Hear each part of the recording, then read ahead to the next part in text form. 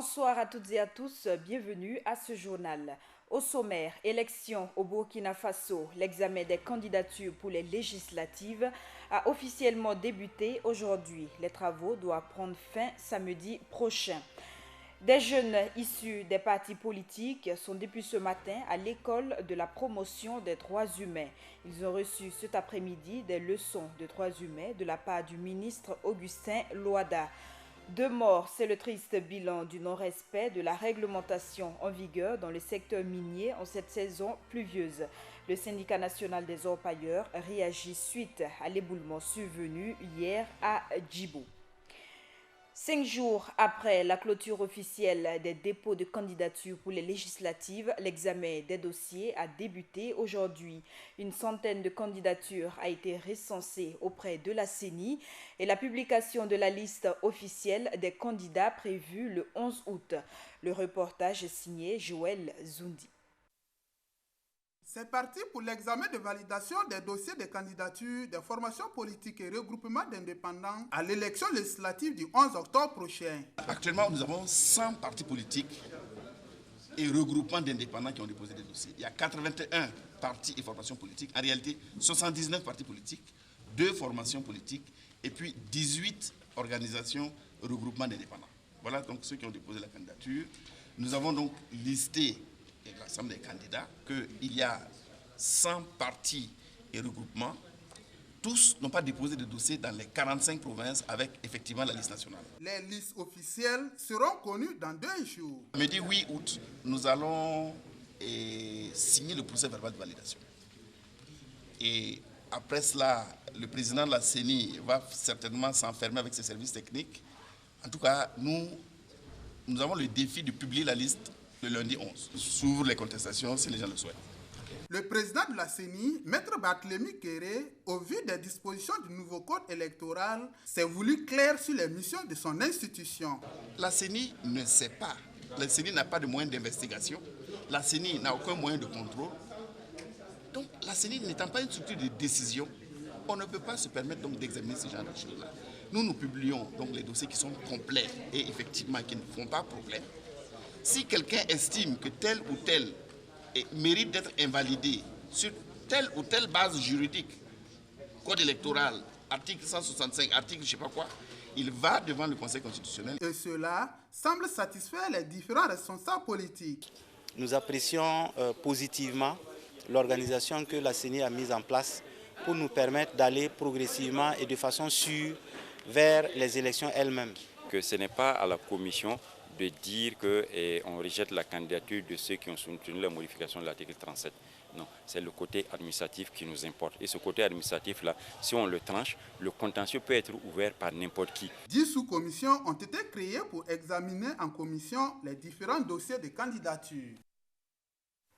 La CENI a également procédé ce matin à outiller les députés à l'observation des élections, à la connaissance des textes électoraux, au cours d'une formation de 72 heures débutée ce matin. Il s'agira pour ces députés d'être aptes à relever les défis futurs. Le reportage est signé Joël Zoundi.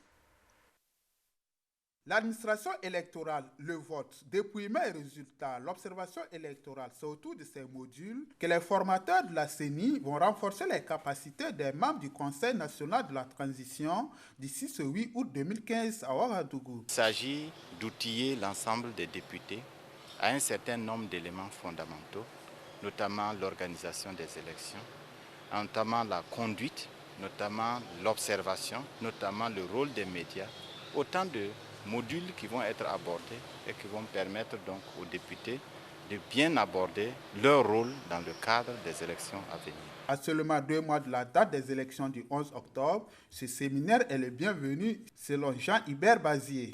Cette formation sur les mécanismes de vote, sur la surveillance dans les bureaux de vote, sur l'incarnation de la loi, nous sont exposés par des spécialistes, et particulièrement par des responsables de la Commission électorale nationale indépendante.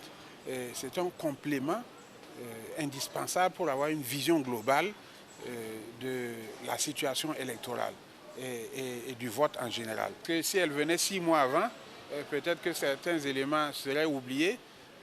Je pense que la fraîcheur de cette formation va nous permettre d'appréhender au mieux les questions électorales, surtout que dans cette commission, il y a même son de trompette pour le formateur, par ailleurs commissaire à la CENI. Nécessité du renforcement donc des capacités des membres du Conseil national de transition pour accompagner au mieux les différents acteurs impliqués dans le processus électoral était pour nous une aubaine, de les accompagner donc, dans le cadre donc, du renforcement de leurs capacités. Cette formation bridge à l'intention des membres du CNT intervient après celle des forces de défense et de sécurité. D'autres acteurs du processus électoral seront bientôt outillés, foi des formateurs de la CENI. Le président du Conseil national de la transition participe à la 7e conférence annuelle des présidents de parlements africains à Johannesburg, en Afrique du Sud. Chérif Sy, au cours de ses communications, a posé le problème de la visibilité du Parlement africain qui, selon lui, a besoin d'être médiatisé. Et des jeunes leaders issus des partis politiques en formation depuis le 3 août dernier à l'IGD ont reçu cet après-midi des cours en droits humains. Le formateur, le ministre de la fonction publique et du travail, Augustin Loada. Des précisions avec Ibrahim Zongo. Une formation en droits humains au profit de 25 jeunes issus de formations politiques du Burkina Faso. L'initiative est de l'Institut général Thiomokoma Karango pour la gouvernance et le développement IGD. Formation axée sur les mécanismes de protection, de promotion et de défense des droits humains au Burkina Faso, dispensée par le ministre de la fonction publique, Augustin Loada. Disons que les droits de l'homme sont des prérogatives qui sont attachées, je dirais, à tout être humain. Mais vous savez que si on n'agit pas pour les promouvoir, pour les protéger, pour les défendre, ils ne seront jamais effectifs. Donc c'est important que les jeunes cadres des partis politiques sachent distinguer quels sont les différents mécanismes qui sont en place dans notre pays, que ce soit du côté de l'État, du côté des acteurs non étatiques, quels sont les différents mécanismes qui sont en place, qu'ils peuvent utiliser pour défendre, protéger les droits et les promouvoir. Chez les bénéficiaires, les prémices de cette formation sont déjà visibles. Vous savez que l'homme politique sans une formation devient un danger pour la société. Et si nous nous retrouvons, nous apprenons ce que c'est que la politique, nous apprenons ce que c'est que les droits humains, ce que c'est que le développement, ce que c'est qu'un projet de société, nous serons mieux outillés pour quand même faire passer nos messages envers nos militants et envers nos sympathisants. Et cette session de formation porte principalement sur les droits humains et cela va renforcer nos capacités et nos connaissances en matière de politique. Et pour ce qui est des élections à venir, je pense que nous, en tant que jeunes et en tant que femmes, nous pourrons être des acteurs principaux. Outre les connaissances en droits humains, cette session de formation qui a débuté le 3 août dernier aura permis aux jeunes leaders politiques d'avoir des rudiments sur les campagnes électorales, les plaidoyers politiques et le lobbying. Société, les personnes handicapées, voici l'un des groupes sociaux spécifiques qui a longtemps lutté pour son insertion socio-professionnelle au Burkina Faso. Cependant, sont-ils réellement acceptés au sein de cette société? Des réponses avec Hassan Nakro. L'insertion sociale des personnes vivant avec le handicap n'est pas toujours facile. Une situation que Siaka Ouattara, sociologue et enseignant-chercheur à l'université de Ouagadougou, estime que cela est lié à une mauvaise conception de la société envers cette tranche de personnes. Dans la société, je dirais que la perception que la société a de ces personnes peut déjà dicter le comportement vis-à-vis de ces personnes. Parce que quand on considère au niveau de certaines sociétés que le handicap est une punition divine, ça va de soi qu'il y aura rejet de ces personnes-là, parce qu'on pense que en prévision de ce que la personne pouvait être comme bien ou mauvais, que ce handicap-là est là déjà comme une punition par anticipation. Une situation plus ou moins déplorable, car ces personnes sont souvent même disqualifiées dans la recherche d'emploi. Au niveau de l'emploi, je me dis en tout cas, là où on n'a pas besoin pour les paramilitaires ou les militaires, etc., là ça peut se comprendre. Mais sinon pour les autres postes, que ce soit un ancien, ou bien un ancien du primaire, etc. Une personne handicapée peut bien exercer cette profession, n'est pas diminuée intellectuellement. Pour ces intéressés, il serait intéressant si l'État leur accorde certains postes entrant dans leur cadre pour leur permettre de résoudre leurs propres problèmes. Bon, parce que souvent, actuellement, je pense que ça va, parce qu'on nous consulte maintenant, mais avant, ce n'était pas le cas.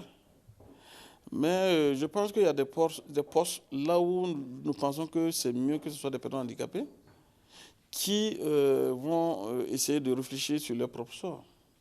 Que ce soit des projets valides. Parce qu'en étant dans ta propre peau, tu peux effectivement savoir quel est tes besoins. Pour certains, même leur ministre de tutelle, à savoir l'action sociale, est souvent inaccessible. Avoir des audiences avec eux, ce n'est pas possible. Tu vas beau déposer, ils ne vont jamais te recevoir. Malgré que c'est notre ministère de tutelle, on ne te reçoit pas. Donc, cela, comment on va faire? Si tu ne peux pas les approcher, tu vas parler où pour qu'ils changent? L'accès difficile de certains lieux, le manque de dialogue avec les structures œuvrant pour leur bien-être et le regard négligent de la société à leur encontre sont entre autres les difficultés auxquelles ces personnes sont confrontées dans leur quotidien. Et tout comme les personnes valides, ceux qui vivent avec un handicap travaillent plutôt et se déplacent. Et quelle est la législation en vigueur en matière de construction d'édifices publics? Pour ce groupe spécifique, Hassan Nakro nous en dit plus. Depuis 2014, des efforts ont été entrepris par l'État burkinabé pour favoriser l'insertion socio-professionnelle des personnes. Depuis 2014, des efforts ont été entrepris par l'État burkinabé pour favoriser l'insertion socio-professionnelle des personnes vivant avec un handicap dans les services publics d'État. Dès 2010, des textes avaient été arrêtés par le gouvernement pour faciliter l'accès des personnes en situation de handicap aux bâtiments publics. Il s'agit de la loi numéro 12-2010, AN du 1er avril 2010, portant protection et promotion des droits des personnes handicapées, en son article 21 qui stipule que toute construction d'infrastructures publiques ou privées devant recevoir du public doit prévoir l'accessibilité des personnes handicapées. Pour les édifices, une rampe d'accès munie de main courante et dont la pente n'excède pas 5% est imposée. Mais loin des textes, la réalité est tout autre sur le terrain. Il faut noter que les handicapés visuels prennent part au concours direct 2015, acquis qui redonne un grain d'espoir. Poursuivons ce journal avec l'Union d'action syndicale qui hausse le ton pour la satisfaction de sa plateforme revendicative. Face à la presse ce matin, elle a invité les autorités de la transition à se pencher véritablement sur leurs préoccupations avant la fin de cette transition. Le compte-rendu des échanges, c'est avec Gaël Rodrigue. Face à la presse le 6 août, les militants de l'unité d'action syndicale ont fait le point de leur rencontre avec le Premier ministre le 4 août dernier. Selon ce mouvement, certaines lois doivent être réélues. Le mouvement s'articule essentiellement autour de la relecture d'un certain nombre de textes qui nous tiennent à cœur parce que leur contenu ne permet pas de garantir l'intégrité, ne permet pas de garantir la sécurité, ne permet pas de garantir, j'allais dire, une vie décente aux travailleurs burkinabés. Notamment par exemple la loi 028 portant code du travail dans notre pays. Nous savons que son article 52 stipule que le travailleur, son contrat à durée déterminée peut être renouvelé N fois, ce qui n'est pas correct, parce que nous voyons des contrats de travail qui sont libellés à une limitation de 4 mois, 6 mois, et à la fin du contrat, si le travailleur c'est quelqu'un qui est intègre et qui n'accepte pas de se soumettre à n'importe quel type de tâche, rapidement, à la fin de son contrat, on ne veut pas le renouveler. Et le deuxième aspect, c'est l'article 74 et l'article 67 de ce code du travail, la loi 028, qui stipule aussi que même si vous êtes abusivement licencié et que votre dossier se retrouve à la justice, ce que le patron doit vous payer en termes de dommages et intérêts, tout au maximum, c'est 18 mois. Donc nous disons aussi que ça, c'est un manque de séparation de pouvoir. Il n'appartient pas au législateur d'empiéter sur le terrain judiciaire. Quand vous prenez la loi 013, c'est une loi aussi qui a été imposée par la Banque mondiale et le Fonds monétaire international qui liquide l'ensemble des acquis des travailleurs de la fonction publique. Donc nous avons demandé aussi la relecture, y compris l'arrêté conjoint de retenue pour faire de grève. Aujourd'hui, quand vous arrêtez le travail même 1 heure dans la journée pour protester, ce texte-là estime que vous avez fait un arrêt de travail de 24 heures. Et ce qu'on vous coupe sur le salaire, c'est entre 20 000 et 30 000 francs par jour. Eh bien, nous avons dit si c'est comme ça veut dire que le salaire du fonctionnaire devait être les 20 000 multipliés par 30 jours. L'unité d'action syndicale pense qu'avec l'engagement des autorités, les préoccupations des travailleurs peuvent être prises en compte, même à 2 mois de la fin de la transition. Ce que nous nous disons, la résolution des préoccupations des travailleurs relève d'une volonté politique. Et si le gouvernement est doté d'une volonté et d'un sérieux politique, en principe, même en moins de 10 jours, on peut prendre des actes qui puissent permettre au peuple d'avancer. Surtout que les travailleurs aujourd'hui, ils ne demandent pas à l'État immédiatement de mettre la main dans une caisse, puisqu'ils ont estimé que ça n'a pas été pris en compte dans le budget gestion 2015. Mais ce que nous nous demandons, il faut relire la loi. Si la loi est relue, des engagements peuvent être pris. À partir de quel délai, véritablement, les travailleurs pourront rentrer dans leurs droits. Le mouvement espère avoir écho favorable de la part du gouvernement de la transition. Toutefois, il compte utiliser tous les moyens si les préoccupations ne sont pas satisfaites. Suite à l'éboulement survenu hier à Djibo, le gouvernement tire une fois de plus la sonnette d'alarme. Il attire l'attention de tous sur les risques énormes de l'exploitation artisanale des mines d'or. Aussi, il en appelle au respect de la réglementation en vigueur. Des autorités locales se sont rendues sur les services pour s'enquérir de la situation selon le gouvernement. Et ce drame qui a fait 2 morts est le 2e du genre dans la même localité en 2 mois. Interrogé sur le respect des mesures prises par le gouvernement durant la saison pluvieuse, le syndicat national des orpailleurs et l'ORCAD réagissent. Gaël Rodrigue. Avec une contribution d'environ 22% au produit intérieur brut, l'or demeure le premier produit d'exportation au Burkina Faso depuis 2012. Cependant, ce secteur rencontre d'énormes difficultés dans sa réglementation. 2 types d'exploitation minière. La mine industrielle qui est exploitée par les grandes compagnies minières et l'exploitation artisanale de l'or qui est beaucoup plus connue sous l'appellation orpaillage. Alors, des 2 types d'exploitation, il faut dire que la mine industrielle est beaucoup plus encadrée par les textes, notamment le code minier et la convention minière. Au niveau de l'orpaillage, malheureusement, il n'y a pas de textes réglementaires comme ça qui l'encadrent de façon formelle, en dehors des autorisations qui sont délivrées par certaines personnes. Néanmoins, chaque année, le gouvernement prend des textes qui ferment ces sites d'exploitation artisanale en période d'hivernage. Et cette année, depuis juin, les sites d'orpaillage sont censés être fermés. Et tout orpailleur, à l'heure actuelle, sur les sites d'orpaillage, peut être considéré comme exploitant clandestin. Le non-respect des mesures de sécurité occasionne malheureusement chaque année des pertes en vies humaines. En témoigne le drame de Djibo, survenu le 5 août dernier. On a déjà passé le message que les sites sont fermés. On a des responsables là-bas qui sont allés faire sensibilisation des orpailleurs qui sont là-bas. Mais bon, avec la fermeture, les responsables de tous sont partis.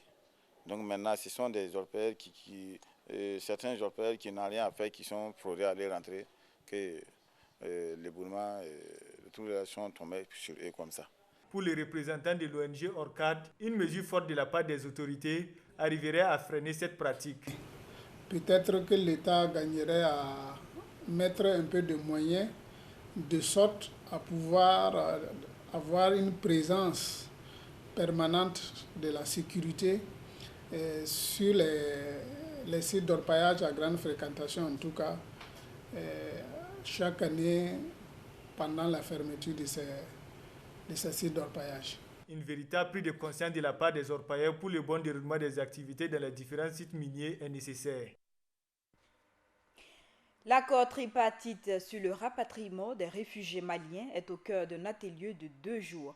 La rencontre a débuté ce matin à Ouagadougou. Le reportage est signé Ibrahim Zongo. C'est dans le cadre du suivi de l'accord tripartite Burkina Faso, République du Mali au Commissariat des Nations Unies pour les réfugiés que la présente réunion a été initiée. Deuxième du genre, après celle de Bamako tenue les 7 et 8 avril 2015, elle s'inscrit dans la logique des rencontres trimestrielles de la commission tripartite. Rencontres qui procèdent à l'examen périodique des questions liées au processus de rapatriement organisé des réfugiés maliens. Actuellement, c'est l'état des lieux qu'on va faire, puisque l'accord tripartite qui a été signé a posé les conditions pour un rapatriement volontaire organisé. Donc c'est pour cela que la présente réunion va consister d'abord à faire l'état des lieux et voir, comme son nom l'indique, où nous en sommes au Mali, où nous en sommes avec les préparatifs. Vous savez bien que pour reconstruire, ce n'est pas chose aisée. Et par exemple, la sécurité et tout ça, il faut que toutes les conditions soient réunies pour qu'on parle d'un rapatriement volontaire et organisé. Toujours présent aux côtés des réfugiés, le Haut Commissariat des Nations Unies pour les réfugiés entend jouer pleinement sa partition au cours de ces 48 heures de travaux. Le HCR a pour mandat de protéger les réfugiés. Donc notre rôle ici, c'est de veiller à ce que toutes les conditions soient réunies pour que les réfugiés puissent rentrer dans la paix, la sécurité et la dignité. Donc, pour nous, c'est important aussi de veiller à ce que lorsque les réfugiés rentrent, qu'ils puissent avoir accès aux services de base. Nous sommes là pour discuter avec la partie malienne, parce que nous devons aussi les écouter. Certainement qu'il y a en bonne voie une amélioration de la situation sécuritaire là-bas. Nous suivons tous, mais évidemment, nous devons écouter la partie malienne pour savoir ce qu'ils sont en train de proposer, quelles sont les échéances de mise en œuvre de certaines activités dans les zones de retour. Les conclusions de cette rencontre tripartite permettront de tout mettre en œuvre pour un retour paisible des réfugiés au Mali. Les anciens diplomates burkinabés ont désormais une structure. L'Association des ambassadeurs, consuls généraux et ministres à la retraite vient officiellement de voir le jour. L'organisation a été présentée cet après-midi au ministère des Affaires étrangères. Ibrahim Sanou y était. Mettre les expériences à la disposition de la jeune diplomatie afin qu'elle puisse porter haut les flambeaux de la diplomatie burkinabé. C'est entre autres les objectifs qui ont prévalu à la création de l'Association des ambassadeurs, consuls généraux et ministres plénipotentiaires à la retraite au Burkina Faso. Le lancement officiel de la dite association s'est tenu ce jeudi 6 août 2015. Actuellement, notre pays, en dépit de ses ressources modestes, force l'admiration des autres pays. La cérémonie d'aujourd'hui, qui se veut constitutive de votre association, va combler un vide et elle vous permettra de continuer à contribuer à renforcer la diplomatie de notre pays. Elle permettra de continuer à défendre nos intérêts et à faire valoir aussi nos positions sur toutes les grandes questions de l'actualité. Depuis une décennie, le personnel du ministère des Affaires étrangères s'est fortement rajeuni. Une jeunesse certes dynamique, déterminée et engagée à bien accomplir sa mission, mais aussi une jeunesse qui a besoin de s'appuyer sur les anciens et les sages que vous êtes, afin de pouvoir continuer à porter plus haut le flambeau de la diplomatie et des relations internationales de notre cher pays. Se retrouver entre amis et anciens collègues en ce moment de retraite est une grande joie. Il s'agit pour les ambassadeurs, consuls généraux et du Burkina Faso à la retraite de se retrouver au sein d'une association comme il en existe beaucoup dans ce pays. Et l'objectif principal, c'est pour ces personnalités de se retrouver et de continuer à mettre leur expérience et leurs relations à la disposition du pays quand le pays le leur demande, et également de s'entraider dans cette vie de retraité qui est la leur. À la fin de ce lancement, il est attendu l'adoption des statuts et règlements intérieurs ainsi que la formation d'un bureau provisoire de l'association. Pour la première fois, le gouvernement marocain annonce soutenir financièrement les médias en ligne. L'aide publique à la presse est désormais ouverte aux médias électroniques, selon le ministre en charge de la communication, Moustapha El Khalfi. Les entreprises de presse en ligne ont jusqu'à mi-septembre pour déposer leur candidature. Et nous refermons ce journal avec cette information. Merci à vous qui l'avez suivi. Très bonne suite de nos programmes.